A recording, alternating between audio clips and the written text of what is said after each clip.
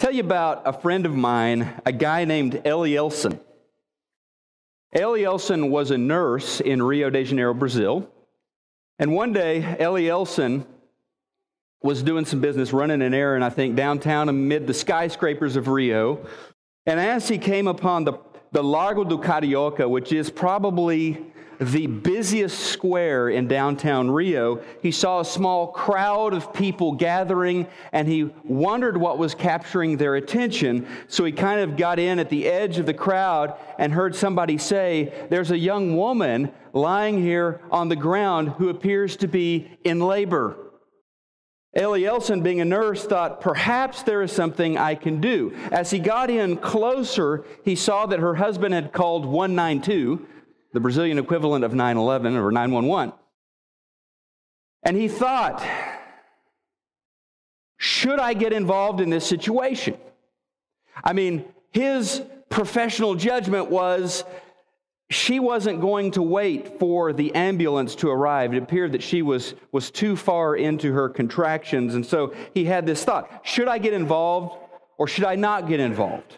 Who am I, a stranger, to elbow my way into this very intimate moment? And what if something goes wrong? What if I make a mistake or they think I made a mistake? What if someone dies here? What if the child dies? Will I be held responsible? Will I be sued? All these thoughts are going through his mind. And you and I faced moments, maybe not exactly like this, okay? But we face these moments. We drive by them, or we walk by them, or we overhear them where we could get involved, right? Where we could step into a situation, and we know that whether we do or we don't, the consequences of this situation are going to be quite severe. These are moments that we face. And as children of God, we have to believe in faith that God chooses to drop us into moments. We have to believe that He orchestrates situations where we can, by loving and by engaging the situation, by helping in a situation, we can bring glory to Him and we can show others the face of Jesus. But often, the convenient or the easy choice not to get involved is quite easy to rationalize. I mean, it makes a lot of sense not to get involved, and so oftentimes we don't. But the question then is what does God want me to do? What is the God-honoring choice? Perhaps He did place me in this situation so that I could do something, so that I could show the face of Jesus in this situation. Let's go to Esther, the book of Esther, chapter 4, verse 14. If you keep quiet at a time like this, deliverance and relief for the Jews will arise from some other place, but you and your relatives will die. Who knows if perhaps you were made queen for such a time as this? These are the words of a gentleman named Mordecai to his young niece. Who knows, Esther, if perhaps you were made queen for this moment? If God placed you here just for this moment. For much of Esther's life, she had been bounced around like a ping pong ball between agonizing circumstances that she did not choose, right? She did not choose to be an orphan, and yet her father and mother had died when she was very young. She did not make a choice to be born in or to live in Persia, far from her homeland around Jerusalem, but that's where she was living. There were so many things she had not chosen. Did she finally have a choice that could make a huge difference in her life and the lives of many? Right? So what was she doing in Persia? Without going into a lot of detail, it all started when the Babylonians were running things. It all started when they had taken over much of the ancient world, and part of their policy for quelling unrest and for Babylonianizing people, so that they could learn the languages and the customs and all that stuff, they would kind of shift people around, right? They would move people so that you're not in your homeland anymore. They moved the Jews into the heart of the Babylonian Empire. And at that time, many people from Judea, including King Jehoiakim, had been moved and deported. And she had grown up, therefore, around Susa, one of the important cities of now the Persian Empire. Babylon kind of melded into this new Persian Empire. And she had grown up learning the language, learning the history, learning the culture. In fact, you wouldn't have even known she wasn't Persian, all right? Now, her uncle Mordecai, who raised her, had a government job in Susa. And because of his work, Mordecai and Esther were able to keep up with current events in the empire. They knew that King Xerxes was a reckless man, was a hot-headed man. They knew that he had just gotten rid of his queen Vashti because she had committed a slight misstep. Luckily, she had kept her life, but she had lost her position as queen.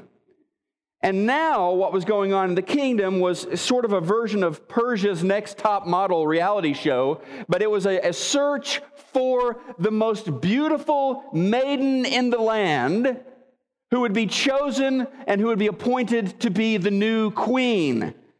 Now, you could say Esther was a winner in the genetic lottery. She was a beautiful young woman. She was a knockout, both on the inside and on the outside.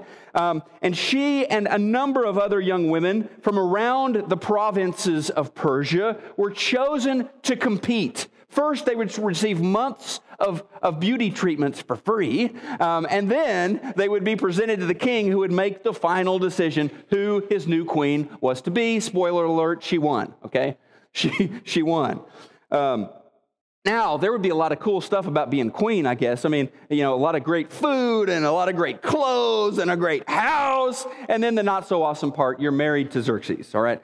That's the not-so-awesome part. He is a self-centered, prideful, explosive anger kind of husband. For the record, we're told Xerxes and no one in the high levels of government realized that Esther, who they had chosen as the new queen, was actually a Jew. We're told in Esther chapter 2, verse 10, Esther didn't say anything about her family and racial background because Mordecai, Uncle Mordecai who raised her, had told her not to. Now, he worked in the palace, Mordecai, but don't think he was too important. He was kind of a nobody, at least compared with the prime minister, the second in command in Persia, who was this guy named Haman. Haman is not a good person, all right? That's putting it mildly. Haman is bloodthirsty. Haman only thinks about himself. He could care less about anyone else. Now, the prime minister, Haman, given his pride and his desire to be worshiped by everybody, he had made this decree or gotten this decree passed that required everyone in Persia to bow down to him when he entered a room, with the exception, I'm sure, of King Xerxes. But if he walked into a room, if Haman walked into a room, everyone was required to bow. Now, Mordecai would not bow his knees to a slime bag like Haman. And Haman noticed. And Haman didn't like it at all. And perhaps there's no passage that reveals the dark heart of this man than Esther chapter 3, verses 5 to 6. This is from the Message. When Haman saw for himself that Mordecai didn't bow down and kneel before him, he was outraged. Meanwhile, having learned that Mordecai was a Jew, Haman hated to waste his fury on just one Jew. He looked for a way to eliminate not just Mordecai, but all Jews throughout the entire kingdom of Xerxes. You make some people mad, they're going to cuss you out. You make some people mad, they're going to flip the bird at you. You make Haman mad, he's going to kill you and your entire race. Real charmer, this guy. Now, here's what you would hope from the leader, from his boss, from Xerxes. You would hope there would be a conversation here. Dude, we got to get you into anger management classes pronto. No, we're not going to kill an entire race of people just because this guy over here hacked you off. That's not going to happen. You would like for Xerxes to say something like this, but instead he says, Haman, great idea. Let's do it. And however you look at it, Haman seems to be sort of an ancient Hitler, hell-bent on annihilating an ethnic group based on his own blind hatred. So the plan he and the king agreed on was that in about a year's time, we will have a special day when it will be like Kill Your Jewish Neighbor Day. Seriously, that's what it was. Here in like a year, you will be able to kill any of your Jewish neighbors, and you can take all of their stuff. That was the plan. Mordecai worked in the palace. Obviously, he heard about this decree. It got sent out all over the empire with that date in about 12 months' time. And he was, I don't really have words for it. I mean, deeply disturbed.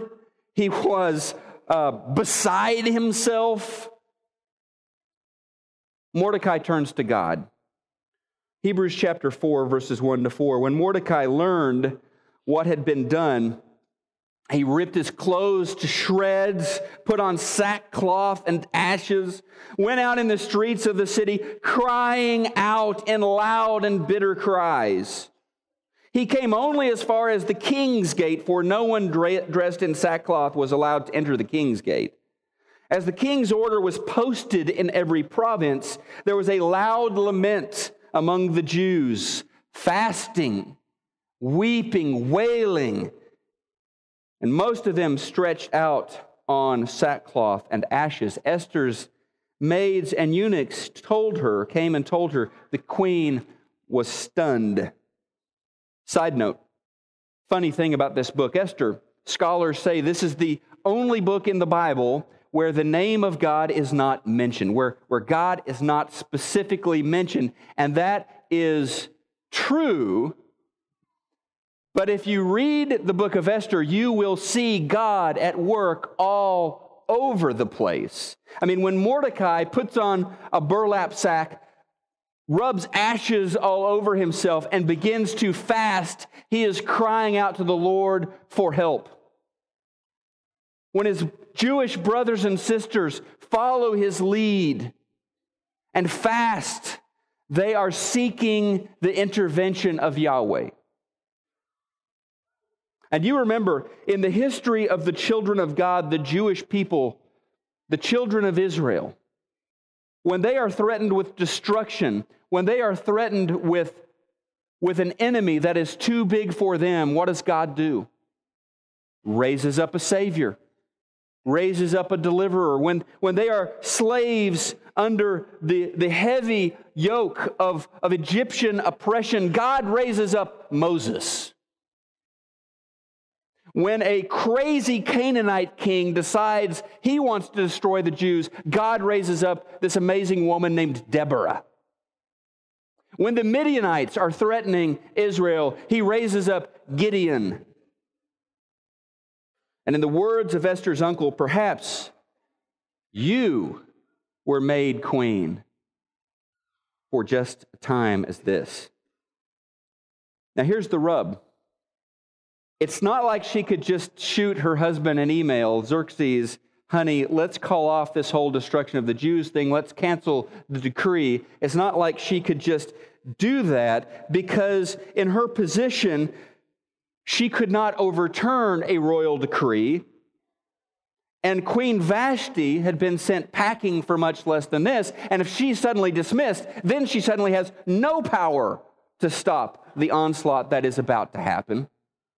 In fact, and you probably are aware of this, but given, if you've heard the story before, if you've heard the story told, you're probably aware, if you read the book, that given or under Persian protocol, For her to even speak to the king without having been summoned could be punishable by death. So this is incredibly risky for her to get involved in any way in the situation.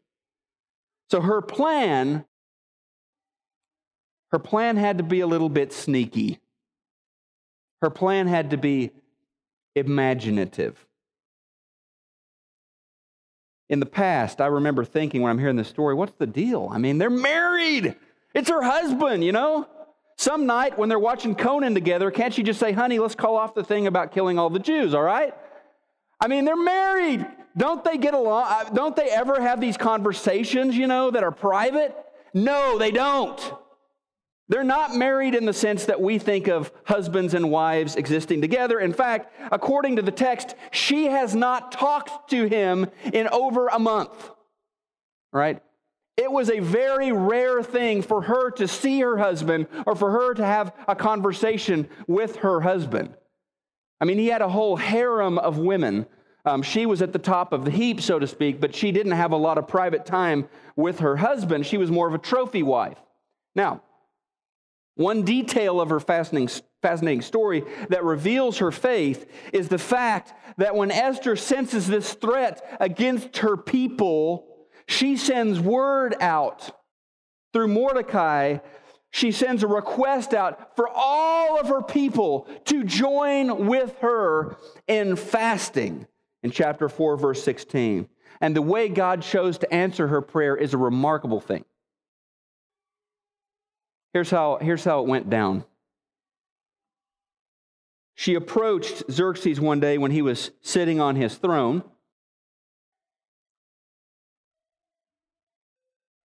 And there was this moment of truth as she approaches him where he can either refuse to listen to her and she's killed, or he can extend his scepter and hear what she has to say.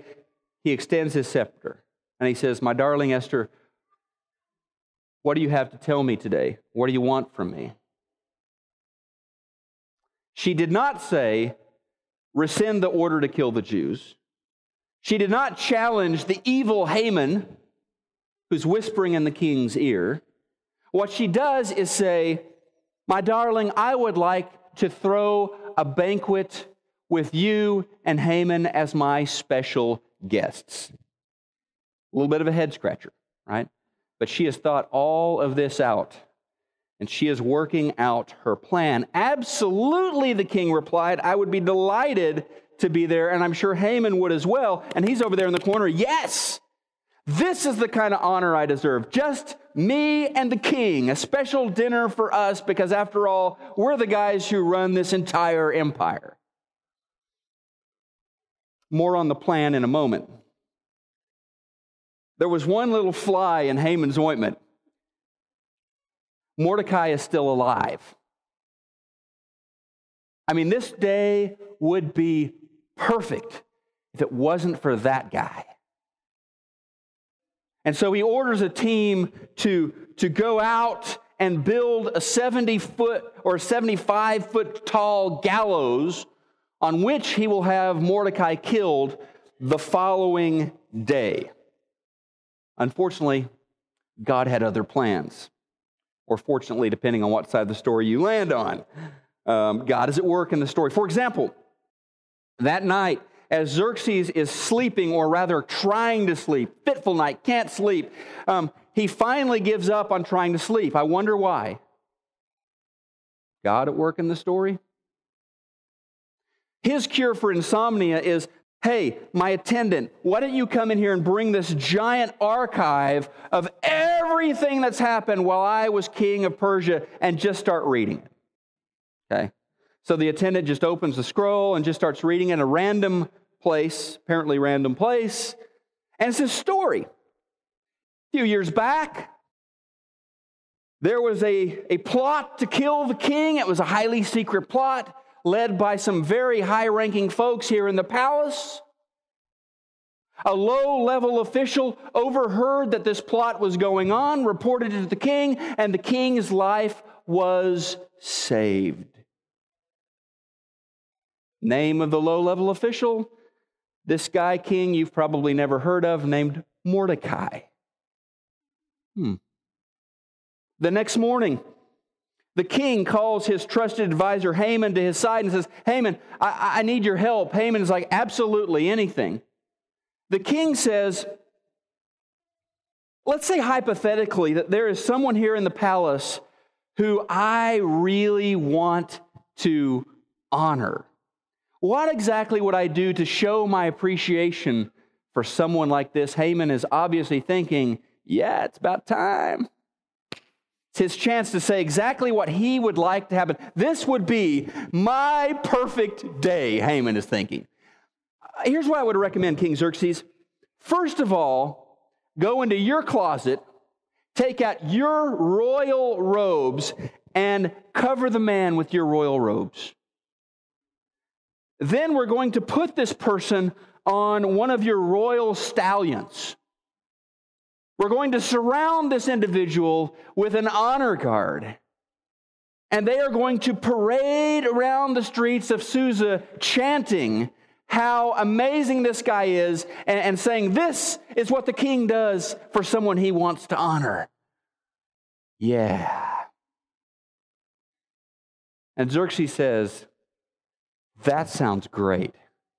I want you to go and do everything exactly as you have just laid it out for this guy Mordecai. Do you know who he is?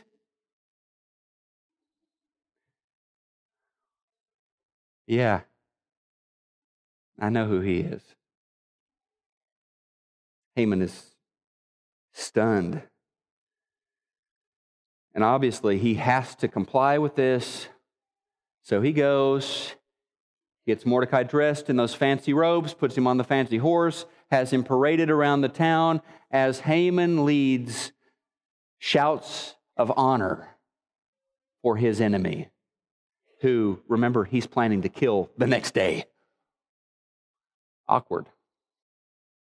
He goes home, he is depressed and a little bit scared. The guy that I was planning to kill tomorrow is the guy the king has singled out for great honor.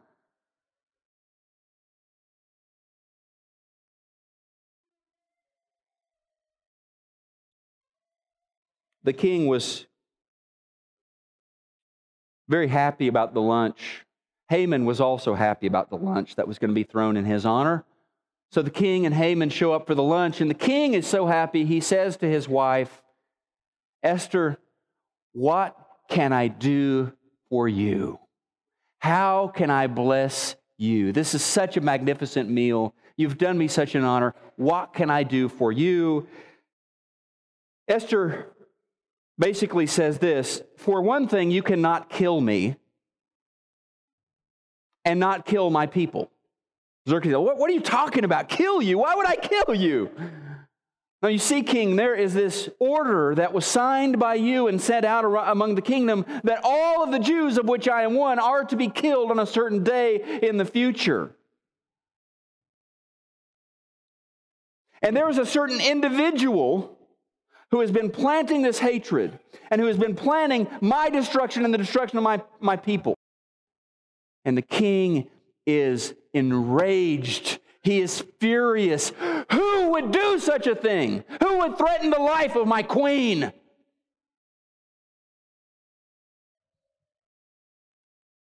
Him. Haman. The guy sitting on the other side of the table. That's who. And in a cruel irony, Haman is executed promptly on the very gallows he built. The death of Mordecai. After Haman's death, Esther is able to acquire his estate and acquire his position and give all of that to her uncle Mordecai. It's a great story. She convinces the king to amend the order that would provide for the destruction of the Jews, to amend it so that the Jews will have the right to defend themselves. They will have legal protection to defend themselves. And what happens is when that day finally arrives, far from being a day when the Jewish people are destroyed, it is a day when their enemies are destroyed. And when their safety and prosperity is secured for many years to come. It is a complete 180.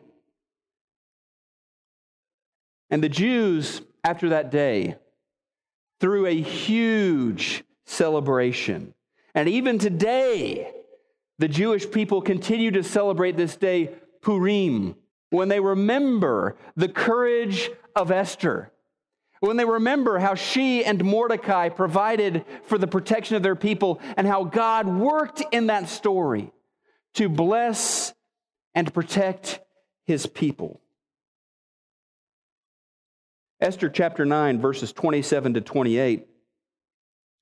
It became a tradition for them, their children, and all future converts to remember these 2 days every year on the specified dates set down in the letter. These days are to be remembered and kept by every single generation, every last family, every province, every city. These days of Purim must never be neglected among the Jews. The memory of them must never die out among their descendants. By the way, Purim is today, February the 24th this year. Pretty cool, huh? Esther had one of those moments where she was called to make a decision that she knew would influence a lot of people and would determine her destiny. She could make a convenient decision. She could stay quiet. Maybe Mordecai was wrong. Maybe everything would work out well and at least she would escape with her life. After all, she was the queen. But maybe not. And instead of choosing the status quo, she made the courageous decision to be a voice for innocent people. And because of her, millions were saved. Mordecai asked her, "Who knows if perhaps you were made queen for just such a time as this?"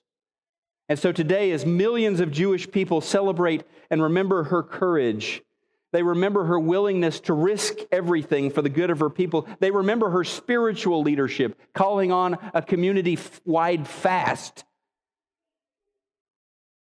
They remember the way God honored her faith. They remember the way her courage brought about deliverance for her people.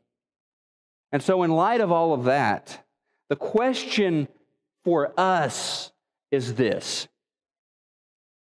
Who knows if you were made boss for such a time as this? Who knows if you are a spouse or a father or a mother? Who knows if you are a business partner? Who knows if you are a neighbor? Who knows if you are a passerby? For such a time as this, for this precise moment. Oftentimes, making the convenient, don't get involved decision is easy to rationalize, but is it the right one? Is it the God-honoring decision? I know you're dying to know how the story of Elielson works out, so back to our brother in Rio. Elielson had to make a split-second decision there in the Largo do Carioca. A young woman in labor needed assistance. He had medical training, thought he could be of some help to her. At the same time, you always run this risk when you get involved in a situation, especially when you don't know people involved. So Elielson took action, told the couple that he was a nurse, told the couple that her labor was too far along to just wait for the ambulance, reassured them that everything was going to be fine, and then walked them through the process. And when the ambulance finally arrived, the couple was holding their newborn twins in their arms. And to this day, 7 years later, every time the twins celebrate their birthdays, Elielson is invited to put on a party hat and be there at their birthday party. And I think about our family of faith here in Dallas. I think about lots of you I think today, as I was looking through the bulletin and looking at these mission possibilities, I was thinking about Chuck and Emily Stevens, a young couple at Prestoncrest, who moved to Rwanda months ago so that they could serve and teach children in Rwanda. I think about Amy Willis, one of our singles, who is a school teacher who just decided, I'm going to move to Africa, and I'm going to work with young orphan women who sew purses and help them turn that into a viable business model. And so she's going to be moving there this summer. I think of so many of you who've gotten involved in the mission of God. And like I said, in the bulletin today, on that inside back cover, you are going to see a menu of possibilities, things that you could get involved in this year in different parts of the world where you could engage in the mission of God and you could change people's lives. But more than that, my prayer is that you will open your eyes to the menu of possibilities right here. The possibilities that God will set in front of you when you're on your way to work tomorrow, or in the workplace, or in line at the grocery store. There are so many opportunities for God's people to get involved right here in front of us in our city. Jesus calls us to be salt and light in a tasteless and dark world. Jesus calls us to be salt and light, but so often over time, his followers begin as salt and light, and they end up as judge and jury.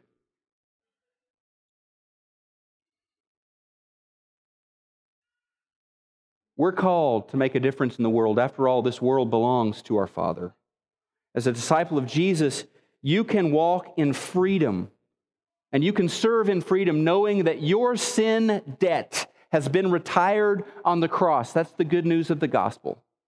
Through the death, burial, and resurrection of Jesus, your sins will not be held against you. You can walk in a confidence, even in a dangerous world, knowing that whatever happens, even death, cannot separate you from the love of the Father. So Jesus wants to tell you this morning that you're not here by accident. You're in this place at this time so that you can bring glory to God and so that you can meet the needs of desperate people. You're here for such a time as this.